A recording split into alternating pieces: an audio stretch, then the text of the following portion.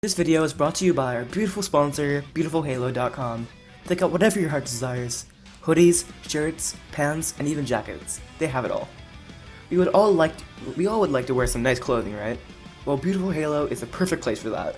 They have apparel in the styles of many well-favorited animes such as JoJo, Dragon Ball, Black Clover, One Punch Man, and My Hero Academia. They have with many more items to choose from.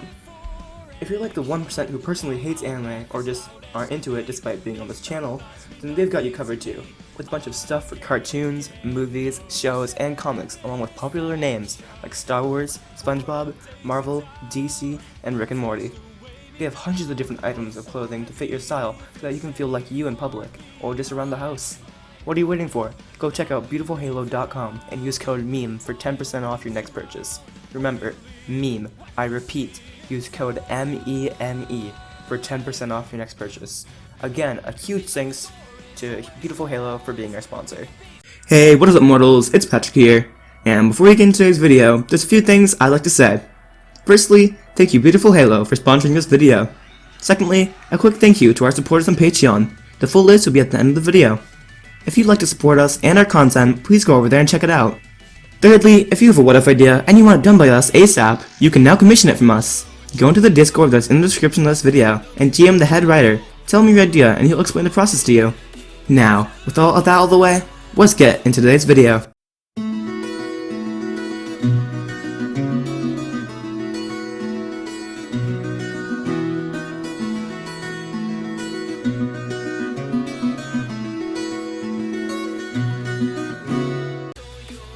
Today's what if is going to be what if Saiyans could regrow their tails.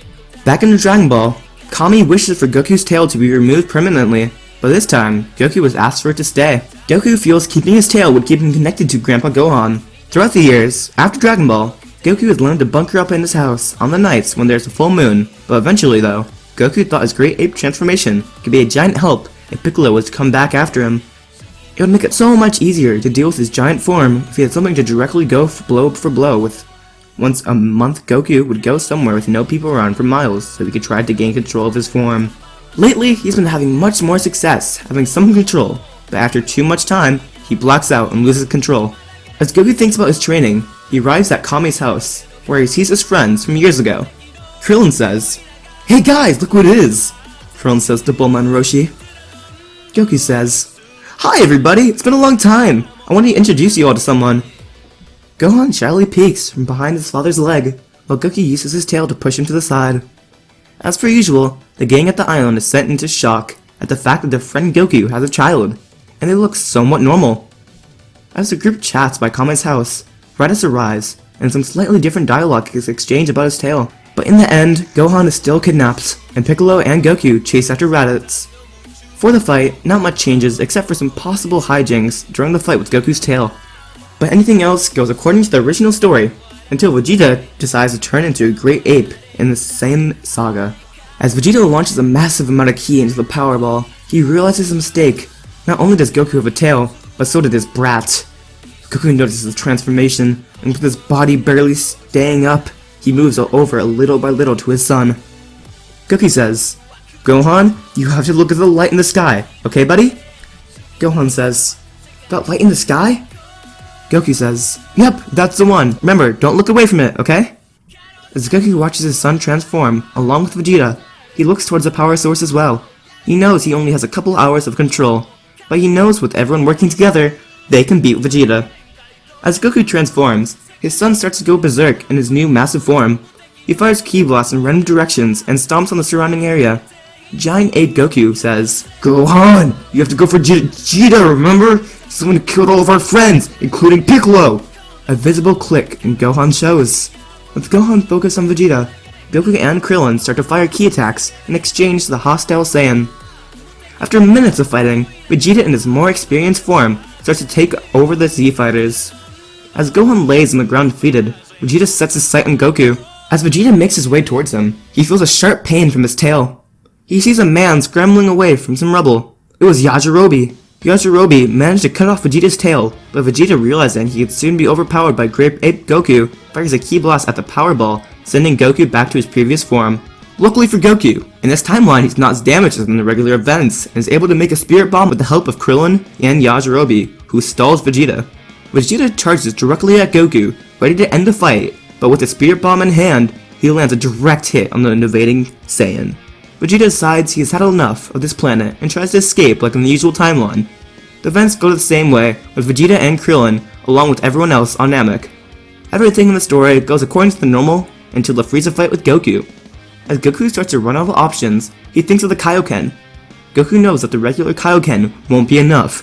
Even beyond his limits, still wouldn't be enough to defeat the tyrant, but he remembers what Vegeta told him back on Earth. Vegeta says, "In the Great Ape form, a Saiyan's power level increases tenfold." That's it, Goku thought. If he stacked Kaioken on top of his great form, he would be stronger than Frieza. Frieza was at 50% of his power right now, so a Kaioken times 2 would be enough to match him. Goku says, "Piccolo, don't let Gohan look at the sky!" Piccolo says, "Krillin, do you know what he's about to do?" Krillin says, "I think he's going to make an artificial moon like Vegeta did on Earth and turn it into a great ape." Piccolo says, "Gohan, if you look at the moon, I'll cut off your tail before you can transform."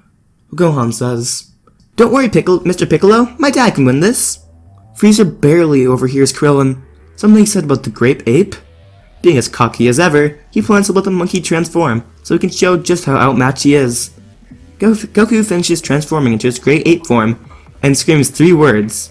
Goku, in his ape form, says, "Kaioken!" Ability, with intense speed and size, a giant fist connects with Frieza, launching him into the sky. Goku doesn't know how this transformation will affect him with Kaioken, so he wants to end this quickly. Great Ape Goku says, "Look back down," and sees his advisory preparing a key attack to try to finish him off. Frieza powers up to 90% of his full power and gets ready to take the blast. Goku says, with the beam, and start to fly through it with a Death Chaser. Frieza says, "You stupid monkey, you're thinking you can beat me, Lord Frieza? I wiped out your race and I will wipe out this planet just the same." Great Ape Goku says, "Kaioken times 3! Goku's power skyrockets, shaking the ground beneath his massive form, and with his final push from Goku, Frieza is seemingly defeated. Piccolo aims a ki blast at the power ball at the sky, destroying it, reverting Goku back to his base form. He then collapses onto the ground. As the group rushes to Goku's aid, they no longer feel Frieza's presence. For once, the group is able to finally celebrate their win and enjoy it. Back on Earth, Kami and Mr. Popo have collected all 7 Dragon Balls and have contacted King Kai, who has now told Goku and his friends they were going to make the wish to bring back everyone on Namek. As everything is going according to plan, Krillin is sent to find Bulma and bring her along with the ship to the group. The Earth Team Shenron asks the dragon to wish everyone killed by Frieza and his men back to life. With the Namekian Dragon Balls, there is one more wish remaining. Dende is informed of the current limitations of the Earth's version and decides with the final wish to upgrade the Earth Dragon Balls so they can revive a person infinitely. And with that, the Z Fighters' mission is complete, and with 1 year's time, they plan to revive everyone. As the group boards the ship, Goku remembers Vegeta was revived and proceeds to go find him. Goku says, "Oh hey Vegeta, what are you gonna do now?" Vegeta says, "Well Kakarot, I'm gonna find and destroy the rest of the Frieza men around the galaxy. After that, dealt with, your puny planet's next on my radar. I haven't forgotten what happened last time and I will have my revenge." Goku says, "Haha, I'll be waiting Vegeta, and you better not hurt any more planets before then." With a grunt from Vegeta, he boards Frieza's ship and takes off. But noticed by no one is a small Namekian toad hopping right behind him. As the 2 ships fly into space and go different directions, Vegeta sees the remains of the Emperors out in space. Vegeta says, "Impossible! Kakarot, you didn't finish him off!" As Vegeta starts to run towards the deck of the ship to fire an attack on Frieza, the small toad jumps in front of his face, and yellow glow can be seen throughout the ship. Back on Earth, a lot of time has passed. The group used the 3 wishes of the Dragon Balls to revive Tien, Yamcha, and Chaozu. Currently though, today is the arrival of Future Trunks. Future Trunks says, "Wait, where is everybody?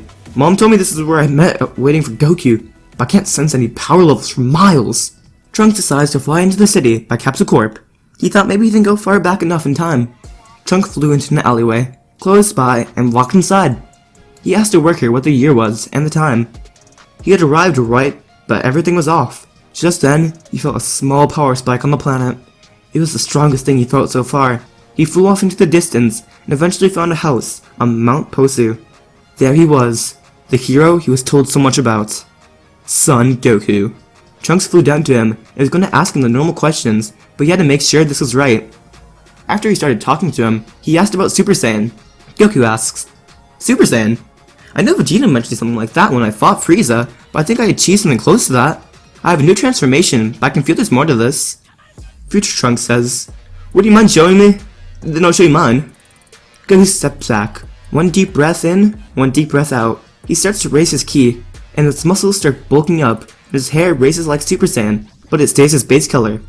And finally, his eyes turn yellow. He achieves the Berserk from the form that Broly has had. Trunks thought the form was powerful, but he wondered why Goku didn't have Super Saiyan. Quickly, he powered up into his own Super Saiyan form. Goku says, wow, I knew there were more heights I could reach, but this is incredible. After explaining everything to Goku, Trunks was about to leave until both noticed 3 massive powers enter the atmosphere. The 2 left right away, leaving Gohan at home to deal with Chi-Chi's schooling. On the way to the desert, Goku senses Piccolo and Tien's ki near the 3. As 2 fly down, they go next to the 2 warriors who had already been defeated by Frieza's lackeys. Piccolo says, Goku, I don't know who you brought with you, but you better be strong because it looks like Frieza has a strong ally now too. Piccolo points out the 3rd power level Trunks and Goku felt, and it was, wait, Vegeta? And you now have the new Frieza armor. Future Trunks says, Goku, I can handle Frieza and the other guys by myself, you deal with my father, but please, don't let him die. As Goku gets in a fighting stance, the others went to King Cold's and his son. A road starts crawling up his leg. Goku says, ew, a frog, what are you doing here? You aren't from Namek, are you? The frog starts screeching at him, and Goku starts to have a hunch. Goku says, hey, what's your name? Goku asks to Vegeta. Jinyu Vegeta says, I am the illustrious Captain Jinyu. Goku says, sorry, but that doesn't ring a bell. Jinyu Vegeta says, maybe this will remind you. Jinyu starts to pose, but this affirms Goku. This stupid dancing was from the guy that could change bodies, and that must mean this frog is Vegeta. As Trunks easily destroys Frieza and King Cold, Goku goes into full power and launches Jinyu until he decides to change bodies. Jinyu Vegeta says, change, now! Jinyu fires the beams and Goku grabs a frog and throws it directly into the beam's path. Vegeta gets his body back and immediately crushes the frog. You idiot! Goku says, welcome back, Vegeta. Vegeta says, shut up, Kakarot. You're the one who didn't finish him in the first place. With that last statement, Vegeta falls to the ground from exhaustion. With everyone finally defeated, Trunks pulls out his time capsule time machine. Bulma flies down just in time to see the man with the capsule cork jacket fly off in a weird machine. Goku? Who was that? Goku just says, just a friend, Bulma. Bulma says, that doesn't explain anything, Goku. Goku then informs everyone about the android's arrival in 3 years. Goku says, well guys, I'm gonna go talk to everyone else but the androids, so I'm off. As everyone flies off, Bulma realizes Vegeta is still passed out on the ground. Bulma says, hey! What am I supposed to do about this guy? And with that, the group trains for the next 3 years, preparing for the androids. How will the group fare against the mechanical threats without Super Saiyan and Kaioken? Find out in the next part of What If Saiyans Kept Their Tails. Now, thank you all for watching the video to the end, and now there's a few more things I'd like to say. Before the video ends, firstly, I'd like to let you all know that we have a merch store now. Some of the items in it are only available for a limited amount of time, so if you're interested, go into the description and check it out. Each purchase helps us make more content. Secondly, I'd like to thank our $5 Patreon supporters for helping us fund these videos. Lastly, on behalf of the We Celestials, I'd like to thank the writer for this video, as well as the editor for this video. Their details will be in the description. If you're a voice actor, editor, or writer, or you're interested in becoming one of those, go to the Discord that's in the description of this video and hit up the head of one of those areas. We're always looking for members to join us. That's it for us today. So thank you all for watching, and don't forget to hit the subscribe button if you're interested, and hit that like button if you liked the video. Now, until next time, like